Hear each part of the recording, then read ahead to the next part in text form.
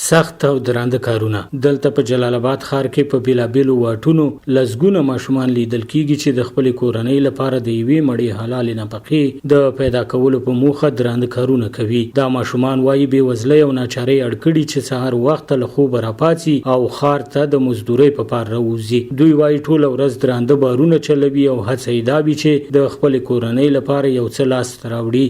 اذانونو سره وځو سخت کار دی موږ کوو او مجبوری ده کوي.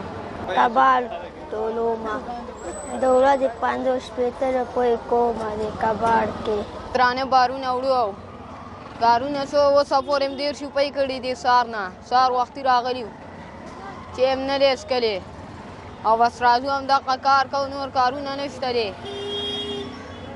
منګه سو کو منګه چې راکې منګه دې څه کار روزګار راوخی موږ کارونه وکړو. په دوی کې یو شمېر یې له ترلاسه کړي عاید څخه هم خوښ نه دي او زیاتوي چې د ورځني درندو کارونو له امله یې ټوله شپه له دردونو سره ملګري وي. په درندو کارونو بوخت ماشومان له حکومته د اړینو مرستو غوښتنه کوي.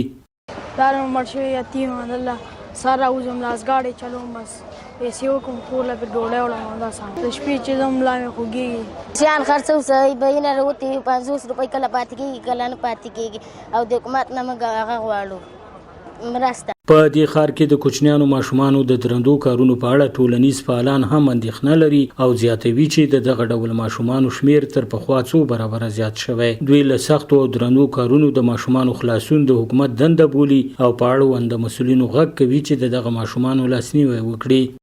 په سلو کې 80% زیات شوی ده دغه خلک دغه ماشومان که تاسو یې باندې وګورئ یو ماشوم په لاس کې لاسګاډی هغه لاسګاډی الان کې هغه لاسګاډی دی نشي کنټرولولی نشي کولی بل چا دلته سودا چوی بچی دا وړی شي که نشي وړی نو ما ورته ویل چې دا خو یې نشي وړی د حالات یې پرې وړي دغه بېروزګاري په دې باندې وړي نو دغه شاقه کارونه ډېر زیات شوي دي او خلک او اقتصاد ډېر خراب شوی ده. من حیث یو حکمران یو امیر د وخت دی مکلف دی او دی مسئولیت لري چې د دغسې مؤمنانو پالنه وکړي د دغسې مؤمنانو سره د کومک وکړي.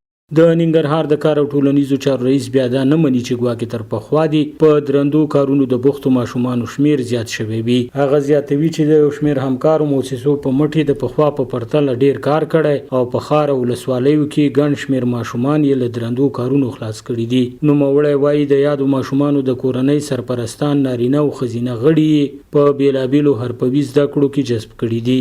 عدد کچه ټیټه شوې ده انشاءالله الحمدلله دوی ته موږ د کسبونو د حرفو زمینه سازي کړې ده چې الحمدلله اوس ټول تقریبا فعلا چې کوم په د مختلفو حرفو په زده کړو باندې بوخت دي چې د هغوی تعداد تقریبا 2329 تنو ته رسیږي چې دوی اوس په زده کړو کې بوخت دي چې دی کې الحمدلله بیا ډېر تعداد چې د هغه د اوناسو د میرمنو دی. په ختیځ زون کې ننګرهار یوازینی ولایت نه دی چې ماشومان پکې په سختو کارونو بوخت دي بلکې د 3 نورو ولایتونو په لویو ښارونو او ځینو کارخونو کې لیدل کیږي چې ګڼ شمېر ماشومان د لویانو ترڅنګ درانه کارونه کوي.